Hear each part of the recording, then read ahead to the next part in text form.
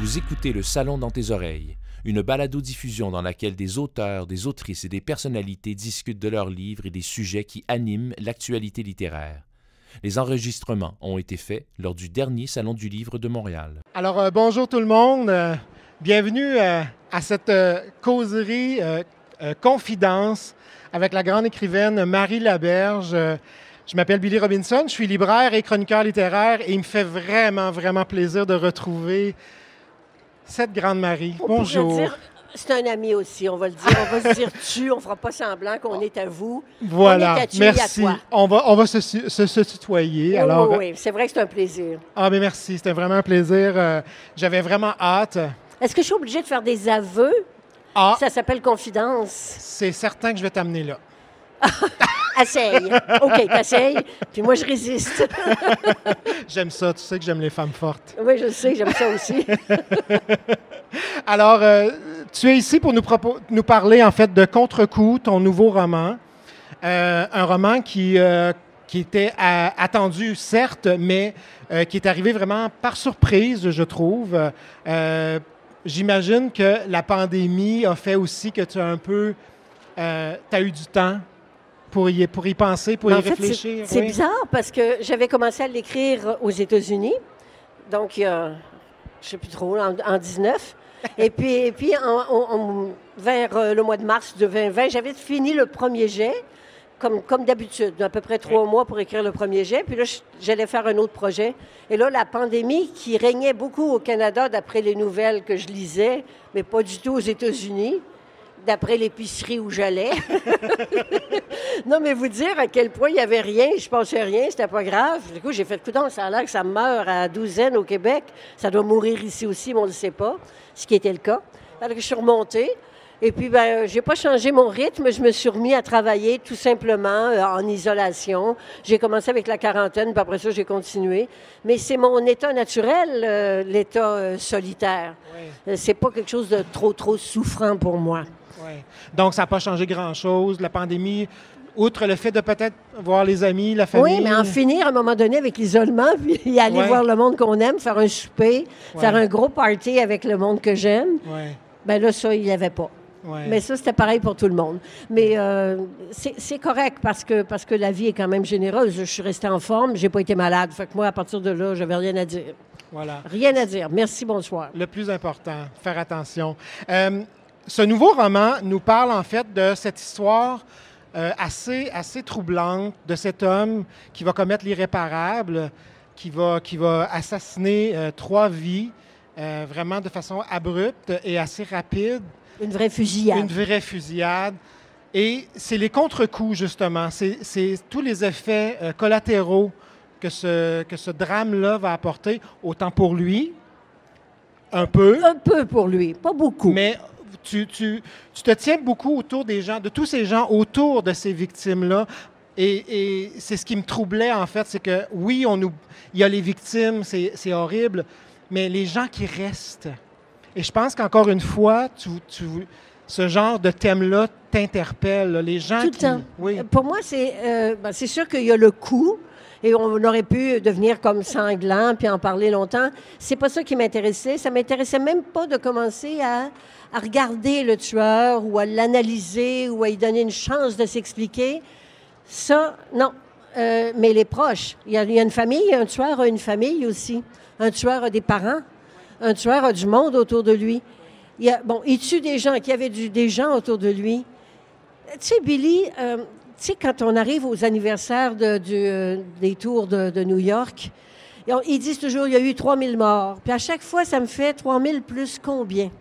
Combien de gens, les proches d'eux autres, se sont jamais remis? Combien de gens sont tombés malades à vie? Combien de gens ne sont pas capables de dormir une nuit complète? Tu sais, nous autres, on dort une nuit complète, on se lève le matin, on trouve ça bien normal. Il y a des gens qui jamais ne dorment une nuit complète. Et là, je me disais, combien de gens ont encore l'anniversaire, la rencontre, le mariage, le premier enfant, ceux qui ont eu des enfants sans qu'il n'y ait jamais de père ou de mère? Non, de mère, non, c'est mort, il n'y a pas d'enfant. Ça va pas bien, mon affaire. Aidez-moi, là, si vous me voyez dire des niaiseries. Laissez-moi pas y aller. Non, mais tout ça pour dire que ce sont eux qui m'intéressent. Ce sont les gens qui, avec un courage qu'on ne peut même pas imaginer qu'on aurait, nous, dans de telles circonstances, qui, eux, traversent le pire, se redressent et vivent. Et c'est de la vie qu'il y a là-dedans. C'est pas de l'accablement. Quoique, il y a des bouts où est-ce qu'on peut se dire, boy, que c'est dur. Oui. C'est sûr. Tout à fait, parce qu'entre autres, il y a la relation avec, qui m'a vraiment touché, avec son frère jumeau. Ah oui, alors, disons-le tout de suite, Oui. parce que c'est déjà dit au tout début, l'assassin a un frère qui est jumeau identique. Oui. Un jumeau identique, c'est-à-dire que c'est vraiment la même cellule de départ qui s'est fragmentée et il n'y a pas un qui a une chose puis l'autre. C'est vraiment... Sauf que je pense que dans la gémellité, il y a la similarité et il y a aussi le désir d'être unique que tout être humain a au fond du cœur. Alors, quand on a la voix, les mêmes dentitions, la même indentation de cheveux, quand on a exactement le portrait de quelqu'un qui devient un tueur, et ça, c'est sans penser à tout ce qui a précédé, à tout ce qui a fait que, d'abord, ce sont des enfants qui ont été élevés d'une certaine façon aussi. C'est sûr que... Alors, donc, il y avait un être humain qui était en voie de libération de la gémellité et l'autre qui est un tueur. Ouais. Et là, ce frère-là qui se demande si lui aussi a cette violence à l'intérieur de lui. Est-ce qu'il se le demande tant que ça? Je pense que... Moi, c'est mon impression que j'avais, OK. malgré... Parce qu'avec toute la douleur aussi, il s'en veut un peu, parce que, bon, on ne veut pas révéler trop de choses, mais l'une des victimes était quand même quelqu'un de qu'il proche. connaît. Oui. Je pense que s'il y a une chose que Éloi, le personnage de jumeau qui est victime de son frère, c'est qu'il n'est pas son frère. Ça, il le sait. Ce qu'il ne sait pas, c'est jusqu'à quel point lui, il est quelqu'un. Jusqu'à quel point lui, parce qu'il ne s'est pas affirmé, parce qu'il a suivi le motus vivendi de la famille. Oui. Mais je pense qu'il a toujours su qu'il n'était pas lui, même s'il était physiquement comme lui. Parce que ça, je pense que c'est ce qui l'a sauvé. Qu'est-ce que tu allais lire? Là? J'aime beaucoup ça, moi, quand il y a un petit bout, en bleu. Il y en a plein dans ce livre-là. Moi, c'est toujours ce qui me plaît dans ton écriture. J'aime beaucoup... je me souviens plus, là. Attends, j'essaie de retrouver. Parler du frère. Oui, c'est ça. Et de la mère aussi. La mère. Là, c'est autre chose. Oui. Là, la mère, on ne peut pas dire qu'elle est exemplaire, celle-là. Oui. Bon, c'est une dame à qui il manque peut-être un peu de bon sens, ça arrive. C'est quelqu'un qui est... c'est très étrange, les familles. Hein? Il y a des fois, ce sont des choses qui arrivent. Quelquefois, quand je signe, j'ai des échos de familles qui sont toujours aussi, pour moi, étonnants, mais je sais que tout est dans le monde entier. Donc, cette femme-là, elle est tombée sous le charme de l'autre frère. Elle l'a privilégié toute sa vie. Il n'y a que lui qui existe à ses yeux. Et elle a élevé, bien sûr, ses jumeaux comme une entité. C'était jamais un et l'autre, c'était les jumeaux. Eux autres, ils faisaient un dans son esprit. Pas facile, hein, de tirer son épingle du jeu quand on est dans une espèce de... un 2 pour 1. Oui. Et ce qui est aussi touchant, bon, ben, c'est les parents de ces victimes-là aussi. D'autant plus, je pense que c'est ce qui est encore plus touchant, la façon, le père qui va aller pour identifier sa fille, c'est aller chercher des émotions comme ça en tant qu'écrivaine, ça doit être... En plus, c'est très étrange parce que quand j'ai écrit ce roman-là, je faisais toujours des chapitres très courts. Oui. J'étais incapable de faire un chapitre long. Et quand je dis je suis incapable, ça veut dire que je serais quand même capable si je décidais que j'allais faire à ma tête. Mais j'ai tendance à m'abandonner à l'écriture, donc ça s'imposait un chapitre très court. Et j'ai compris après pourquoi. Il y a beaucoup de monde dans ça et il y a beaucoup d'atmosphère aussi. C'est-à-dire que pour une famille, c'est quelque chose. Puis vous savez comme moi que ça arrive que des gens se mentent à eux-mêmes. Alors, il y a des familles qui se mentent à eux-mêmes et il y a des familles qui sont des courages exemplaires. Il y a des familles qui sont vraiment très, très à terre, mais qui réussissent à se relever. Il y a le meilleur ami d'Éloi qui est en lui-même un poème à l'amitié. Je l'aime tellement, ce gars-là. Là. Quand c'est arrivé, j'en revenais pas. Oui, J'aimerais tellement avoir un petit Jules pas loin de moi, parce que c'est vraiment un être simple. Quelqu'un de vrai, de simple, qui emberlificote pas rien, qui n'a pas besoin d'être un héros, qui trouve qu'il n'est pas capable de faire grand-chose, mais qui est là, qui ne lâche pas. Il est là. Rien qu'un gars comme ça, je trouve, à travers un livre comme Contre-coup, ça nous tient, ça nous aide. Rien que pour continuer à avoir des nouvelles de Jules, je trouve que ça vaut la peine de continuer. Ça existe, en fait. C'est ça, c'est un peu ça, l'amitié. Oui, moi, je trouve que l'amitié est sous-évaluée, considérant la surévaluation de l'amour. Et l'amitié entre hommes aussi. Toutes les amitiés. Moi, celle-là particulièrement. Celle-là, c'en est une vraie. Ça me touchait parce que je me disais, on n'en voit pas souvent. C'est toujours un peu. Anecdotique. Oui. C'est toujours comme j'ai un chum. Oui. Mais c'est pas juste un chum. J'ai un soutien sûr et certain. Ouais. Il me lâchera jamais. Ouais. Et c'est vrai d'Éloi vis-à-vis Jules et de Jules vis-à-vis Éloi. Mais cette amitié-là, elle peut avoir des bémols. Mais l'amitié, ce que ça a de différent de l'amour conjugal ou de l'amour amant, c'est que c'est pas une exigence envers l'autre. C'est une offrande. L'amitié, on l'offre. On n'exige pas. On ne peut pas exiger de l'amitié. On peut pas dire, il faut que tu m'appelles parce que tu es supposé être mon ami. Là. Si la personne n'appelle pas, elle n'est juste pas son ami, puis c'est tout. C'est-à-dire que si on a un amoureux puis qui n'appelle pas, là, on a un drame conjugal. Si ce n'est une tragédie. Ça peut le devenir, en fait. Ça peut, on en connaît. Justement, je voulais t'apporter sur la construction d'un roman. Comment tu procèdes? Parce que là, on voit, là, tu nous expliques qu'il y a des personnages qui t'apparaissent comme ça. Est-ce que tu y vas vraiment à l'instinct ou tu as vraiment un parcours là, prêt? Là, comme une manière de plan? Oui. Pas de plan. Non. Pas de plan. Je plonge. Je sais que c'est vraiment, je dois vous dire, on a déjà fait des tables rondes là-dessus, et c'est 50 %. Je me souviens, à la dernière table ronde, il y avait quand même du monde, tu sais, des grands écrivains européens, là, fait que donc c'est sûr que ça en est. Et puis, c'était 50 % C'était vraiment... Il y en a qui ne peuvent pas commencer un roman s'ils n'ont pas un plan bien précis, puis qui vont le suivre à part de ça. Là, je ne sais pas comment ils font parce qu'il ne doit pas avoir beaucoup de surprises. Alors que moi, j'aimais ça, les surprises, surtout Jules. Mais bon, et Anaïs. Et puis, il y a plein de monde qui arrive. Moi, je pars, je sais de quoi je veux parler. Je sais, puis très souvent, il y a une phrase qui me hante. Et c'est la première. Et très souvent, dans mes romans, la première phrase, jamais, pas très souvent, jamais la première phrase a été changée. Mais ça m'est arrivé de faire une première phrase, de dire « Elle est tellement poche, je peux pas croire que je vais laisser cette phrase-là là. » Et puis, je ne sais pas pourquoi je vais la faire. Vous voulez savoir la phrase? Oui. Annabelle, le début d'Annabelle, c'est « Le camion reculait. » Point. Allô? Pour donner un roman aussi. Mais en même temps, après, quand j'ai voulu, parce qu'à chaque fois dans ma tête, ça faisait, tu vois, non, tu fais pas ça, c'est pas vrai, c'est pas de la littérature, le camion reculait, bon sang. Eh bien, ça a beaucoup de sens quand on considère le sort d'Annabelle. Ça a beaucoup de sens quand on considère son état d'esprit. Elle-même recule dans sa vie. Un camion qui recule, c'est dangereux. Ça peut nous écraser, ça peut faire un faux mouvement, c'est bien mieux d'avancer. Mais elle est en train de reculer. Elle a reculé avec la musique, elle a reculé avec son père, elle a reculé avec sa mère. Et je me disais, tu peux pas l'enlever, ça a du sens. Et moi, je viens du théâtre, Billy. Oui. Et en théâtre, très souvent, moi, il y avait un metteur en scène qui m'avait dit ça un jour. Il dit, dans une pièce de théâtre, tu lis toujours la première et la dernière phrase, et normalement, il y a tout le sens de la pièce qui est là-dedans.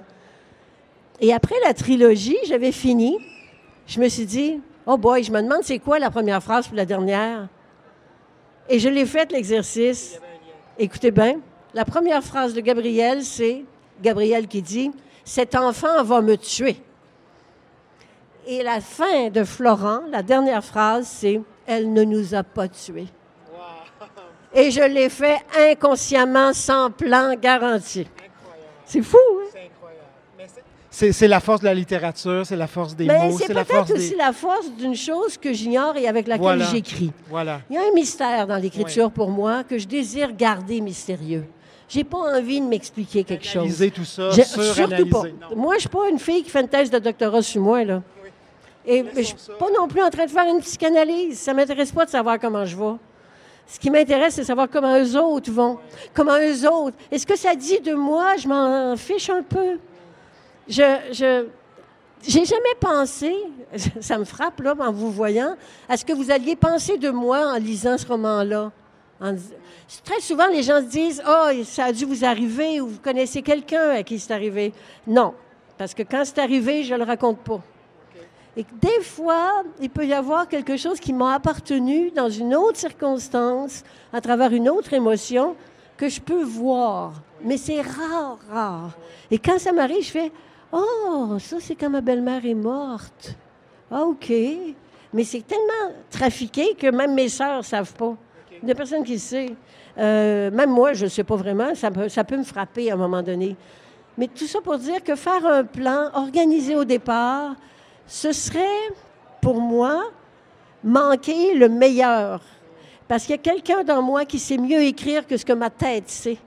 Moi, je l'écris avec très, très loin dans mes tripes. Je descends à une place où je ne suis pas confortable. Il m'arrive des matins de me lever et de dire « Oh boy, il ne se passera rien. » Et je sais que ces matins-là, il va se passer de quoi, mais je ne veux pas. donc, si tu ne t'inspires pas de tes propres expériences, tu t'inspires des... Il y a quelque chose à dire mieux que ça, peut-être. Ouais. Je m'inspire de tout ce que... De tes rencontres, en fait. Non, de ce que je reçois du monde comme émotion, comme sensation, comme... Ça, c'est sûr que le monde me rentre dedans, comme il vous rentre dedans. Le monde, les nouvelles, les choses. Puis ça nous fait mal, des fois, ça nous horrifie. Disons que j'ai une sensibilité qui est peut-être un degré de plus et que ce degré-là me fait pas mon affaire les 3/4 du temps. Puis le dernier quart, j'écris avec. Et là, il fait mon affaire. Voilà. Excuse-moi, je t'ai coupé ta question. C'est exactement ça, en fait, que je me posais la question, parce que là, avec ce que tu me disais, je me disais, c'est impossible. Tout ça semble tellement vrai, tellement... Tu sais, des fois, on dit que la fiction dépasse la réalité. La réalité vient la croiser et toujours d'une façon qui me surprend à chaque fois.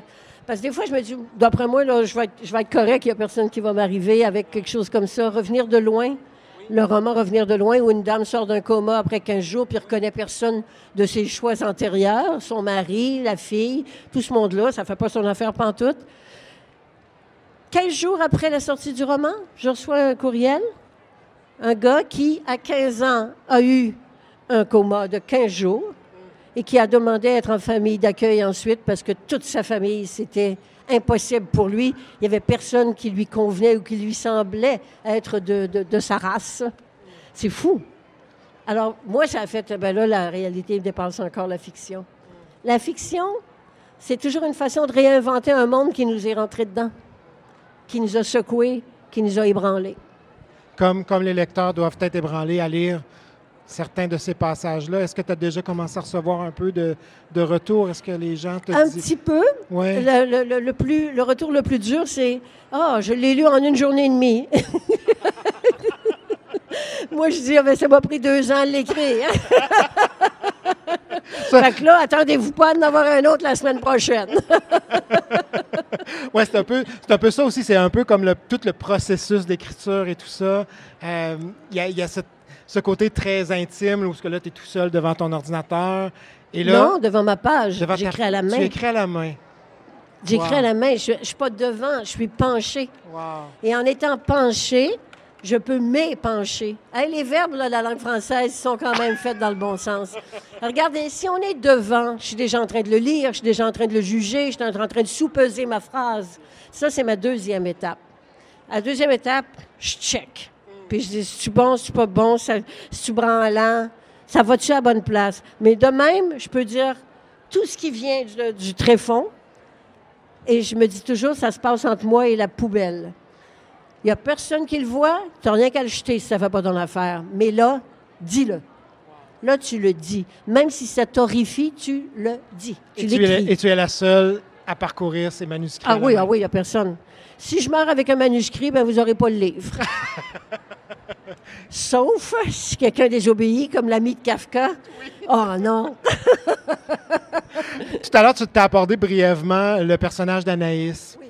Et je voulais y revenir parce qu'on en parlait tout à l'heure avant la rencontre, mais c'est vrai que c'est un personnage qui est hyper fascinant. Parle-nous un peu rapidement là, d'elle. Quand elle est arrivée très tard. C'est à peu près au milieu du roman, fait que je vous donne peut-être envie de connaître quelqu'un. Il va falloir traverser les pages. Mais Anaïs est arrivée, elle a 13 ans. C'est fou comme...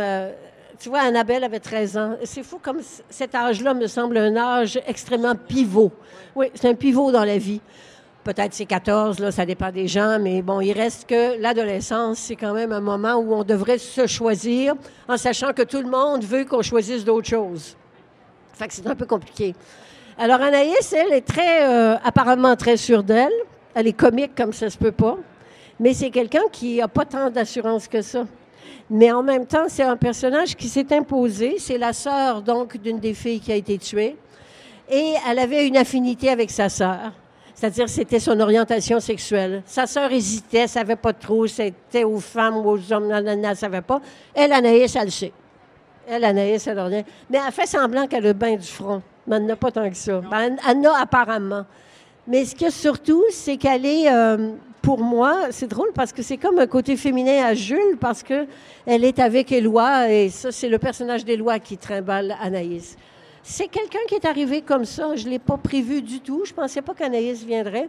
Et elle s'était présentée au juge pour faire les représentations sur sentence des familles. Vous savez, on a le droit d'aller dire au juge tout le mal que ça nous a fait de perdre quelqu'un. Et elle, à la fin de tous les parents, elle s'est levée, puis elle est allée parler au meurtrier. Puis elle a expliqué ce qu'elle voulait dire. Net frais de sec. Et j'avoue que quand elle a fini son petit discours, ça a fait rien à ajouter. Rien à ajouter. Et comment, justement, là, lorsque tu écrivais là, cette scène-là, comment tu te sentais? Je riais. Je riais parce que je la voyais. Je la voyais. Et c'est drôle parce que je la vois, mais je décris rarement comment ils sont, mes personnages. Parce que je veux vous laisser voir, à votre manière. De la même façon que Gabrielle est une Gabrielle, j'ai beaucoup décrit ses vêtements, l'élégance, la façon dont les tissus bougeaient, et ses yeux gris, bien sûr, parce qu'à cause des saphirs de Nick, là, toute cette affaire-là. Mais pas plus. Pas plus. Non. Et c'est important pour moi.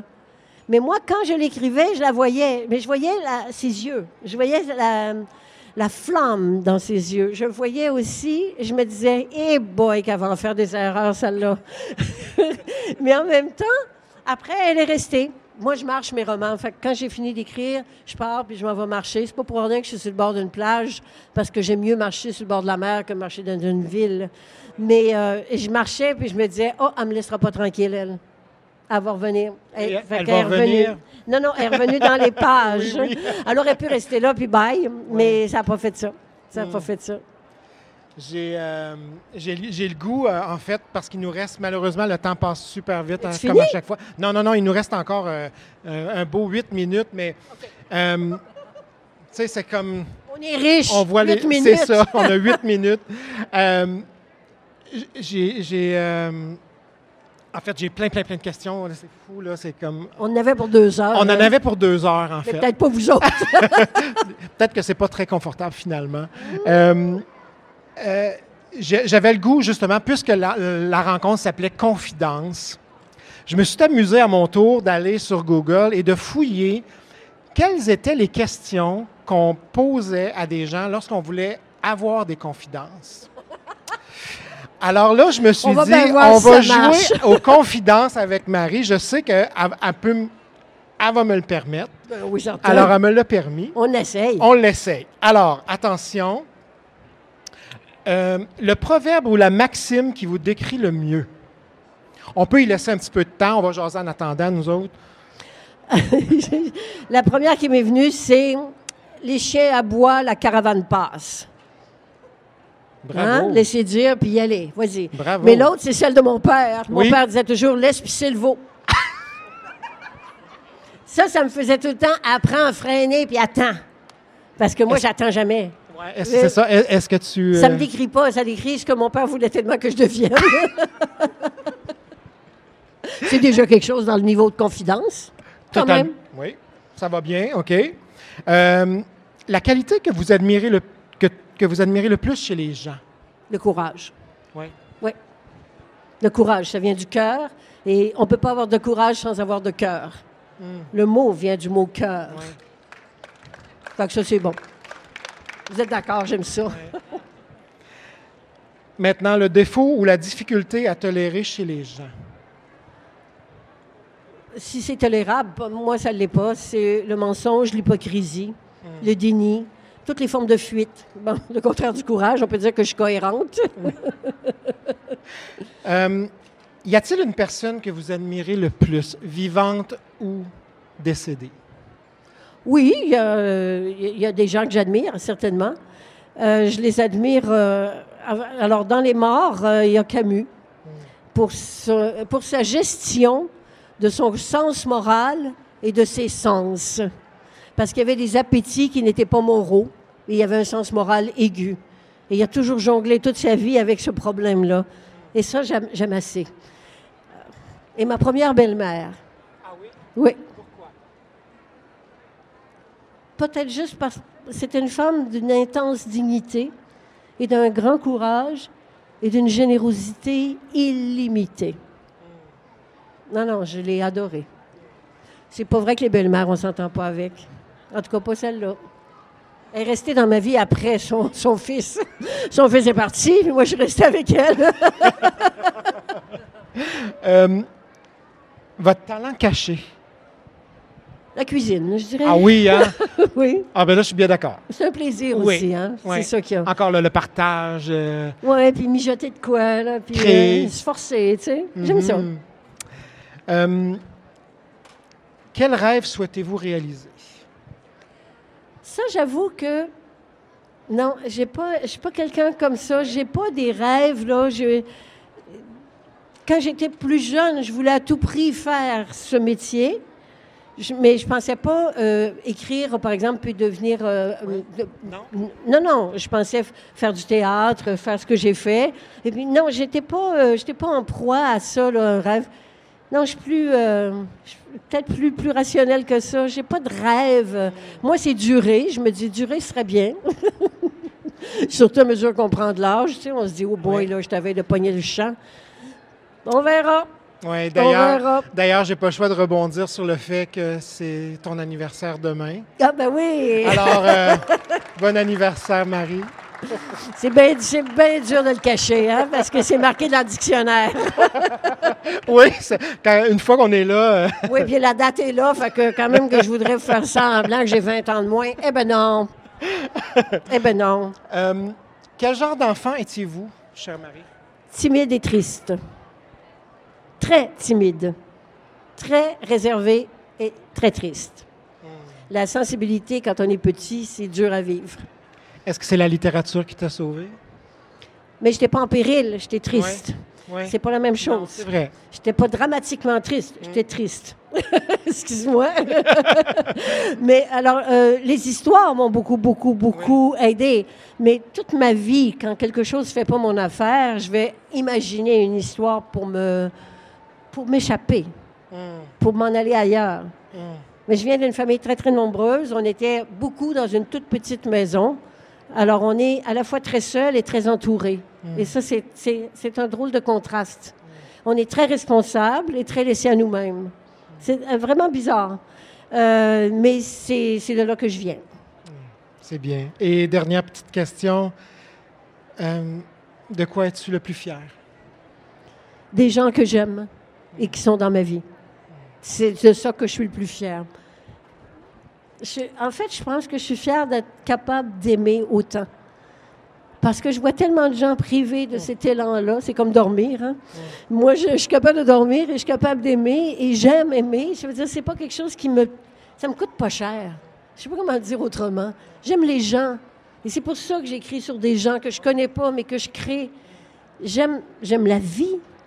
J'aime tout. Puis je le sais qu'il pleut des fois, puis je le sais qu'il fait soleil des fois, puis tout me convient. Bien, merci d'être dans la nôtre. Merci à toi, Billy. Merci infiniment. Merci à vous d'avoir été à présent. vous. Merci. Bonne fin de journée. Bye.